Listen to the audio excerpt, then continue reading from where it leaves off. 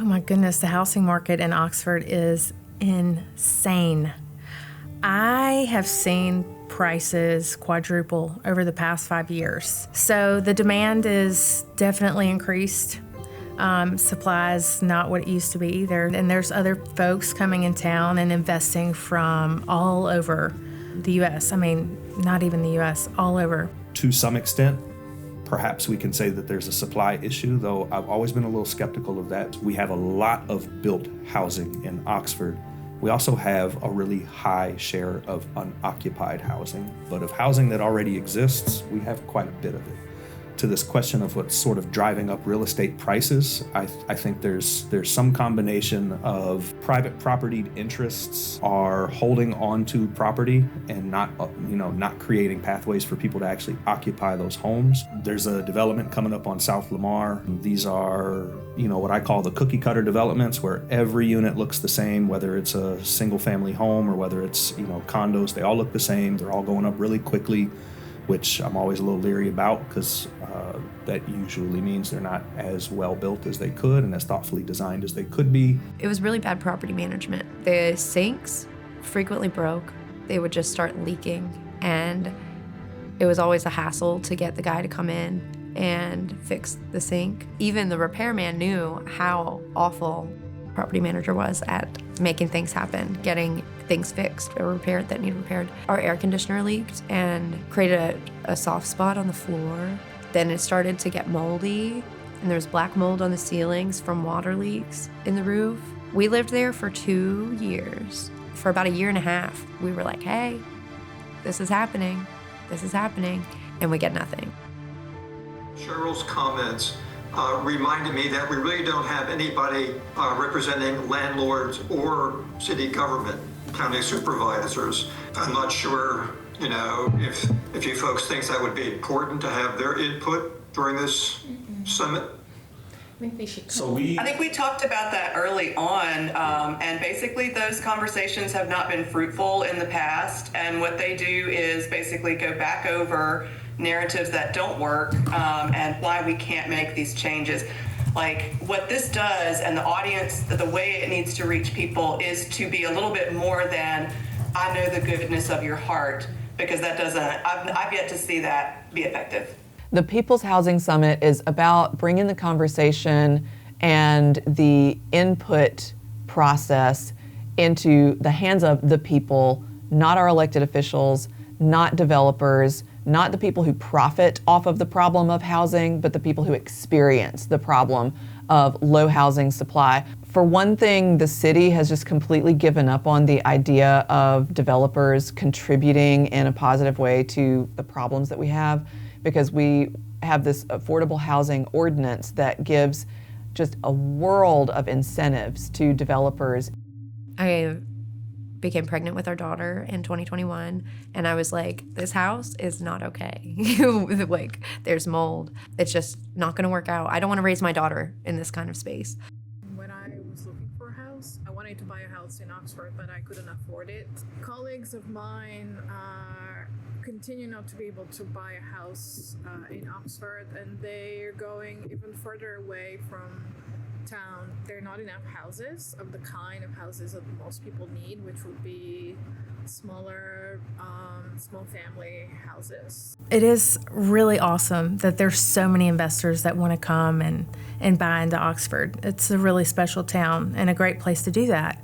But at the same time, it stinks when there's somebody that has lived their whole life and worked here their whole life and who cannot now afford to stay here. I was working in childcare, and so I would be working in childcare, and that job would only give me enough to pay for my daughter's childcare. So it wouldn't be any extra money. It would literally just be raising other kids to fund someone else to raise mine. So I decided to stay home, be a stay-at-home mom. It got to a point where it was pretty unsafe to be in the home, so I didn't really have a choice. So I took everything that I had saved and just kind of jumped on a limb and was like, I have to find a house. But searching for a rental was absurd. I pay $750 a month. I live with 3 other girls, and we have like a 3-story townhome, but I do have to leave next year because rent went up to $1,000. I don't feel like it should be $1,000, especially because the people that live there, like, we were paying $750, so it's quite a jump. But I feel like it's pretty typical around Oxford. It's hard to find something under $1,000. No one is making anyone increase the price that they are renting their place out for. Every landlord is in some level of a mortgage, so they're paying some certain price for the ownership of that property.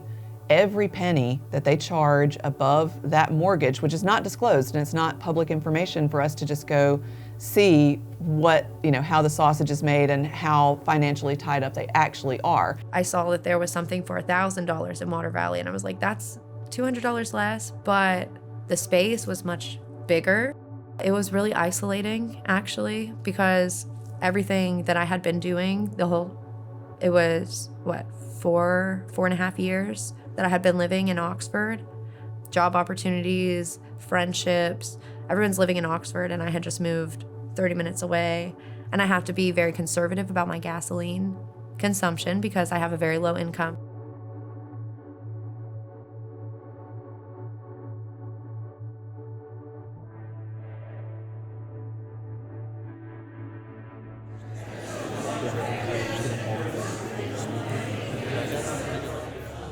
So we've got multiple groups that have spent a lot of time and strong expertise developing local information. Local problems demand local solutions. So we've got 3 different ways to address the problem. So my name is Jade Craig. I'm an assistant professor of law at the University of Mississippi School of Law. I teach constitutional law, real estate law, fair housing law, and political and civil rights. So my research focuses on fair housing law and affordable housing policy more broadly. And I wanted to sort of provide some overview of the basic kinds of interventions that are often utilized to address affordable housing challenges and problems in terms of a range of interventions that apply to a range of jurisdictions, and use it as brain food. Give people something to think about in terms of potential concrete solutions. No one solution will solve the entire problem. While our solutions have to respond to the specific issues, context, and limitations in our own community and region, we don't have to reinvent the wheel. One of the lessons of successful interventions around affordable housing is that they often involve a coordination of resources. This problem thrives on a lack of coordination, and it thrives on gaps in information, where people are operating in silos rather than sharing information across boundaries and having a concerted effort to address the problem as a unit. A vacancy or non-occupancy tax. And this idea is particularly important in this context because anywhere from 20 to 35% of all of the housing stock in the city of Oxford is unoccupied for most of the year. There's folks that come that own Airbnbs here that I know that don't have any association or ties to Oxford. If you rent that thing 13 days or less out the course of the year, you don't have to pay any taxes on that income. You think about what you can charge for a game day rental here. You could rent something out 6 weekends out the year and essentially pay your mortgage on that second property. And we can think of those as basically football vacation homes. People come in for the football weekends, sometimes flying into the airfield at Ole Miss on private planes. Yes, we have a lot of people who come to this community to come and see a football game. That is not a reason to not have more affordable housing. That is not a reason to not have some sort of vacancy tax on these properties, because people like to come here. People live here.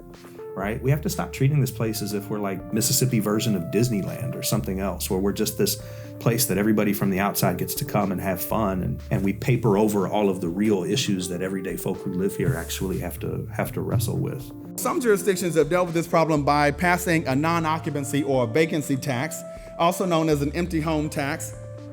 And it's emerging as a powerful tool to combat housing shortages and to discourage property speculation in cities across the U.S., as Oxford is one of the hottest real estate markets in Mississippi, if not the South. So it's valuable to just hold on to the land and use it as collateral, but it's creating a scarcity problem where people who need housing are not able to live in and use that housing. The idea is to facilitate conversations between people in both small groups and large groups, and to provide some information about things that people can do and ways that people can organize around housing. I stay frustrated, but I don't stop. So I want to encourage everybody, wherever you land with any of this today, persistence matters more than an immediate outcome, and we need to be oriented towards that way of thinking. I mean, that's really the consequence that we deal with, is speak plainly and get the door closed in your face. There need to be enough of us to not close the door. Find your people. Like, your power is in a collective. So find your people, figure out what your interests are, and build from there. Well, if I would have had affordable housing throughout this, I would have been able to save a lot more. Because the only way that I've been able to make this work is through meticulous savings. I think one of the largest problems we have, not just in Oxford, but also in the United States as a whole, is that we view housing as a commodity, as a thing to be exchanged and purchased in the market. We don't view housing as a right. Housing is a right. You have a right to a home. You have a right to be housed. You have a right to have a place that you can feel safe in and secure in. Whether or not you can exchange that thing for economic resources or not is not the point. Housing is a right.